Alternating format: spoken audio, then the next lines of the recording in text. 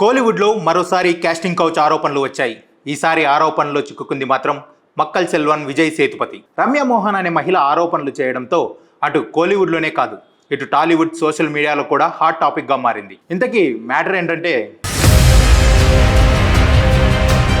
Ramya Mohan hero Vijay సేతుపతిపై casting couch ఆరోపణలు చేస్తూ ట్విట్టర్లో ట్వీట్ చేసింది.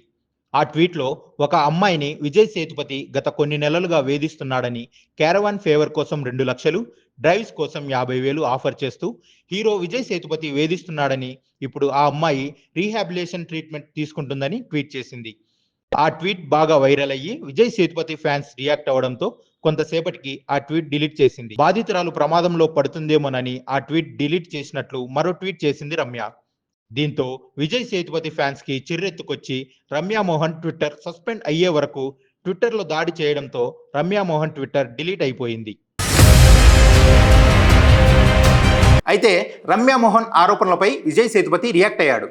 తాజాగా సార్ మేడం మూవీ ప్రమోషన్లో ఫిల్మ్ జర్నలిస్టులు రమ్య మోహన్ ఆరోపణలపై ప్రశ్నించారు. రమ్య మోహన్ ఆరోపణలపై విజయ్ సేతుపతి చాలా లైట్ తీసుకున్నాడు. సినీ ఇండస్ట్రీలో ఇటువంటివి కామన్ అని నవ్వుతూ రియాక్ట్ అయ్యాడు. నా మీద ఆరోపణలు చేసి తనకు ఫేమ్ వస్తుందంటే తనకు ఎలాంటి అభ్యంతరం లేదని, ఇలాంటి వాళ్ళు ఫేమ్ కోసమే ఇలాంటి ఆరోపణలు చేస్తారని, తాను ఇప్పటికే సైబర్ క్రైమ్ పోలీసులకు కంప్లైంట్ చేశానని మీడియా సమావేశంలో తన మీద ఆరోపణలపై విజయ్ సేతుపతి క్లారిటీ ఇచ్చాడు.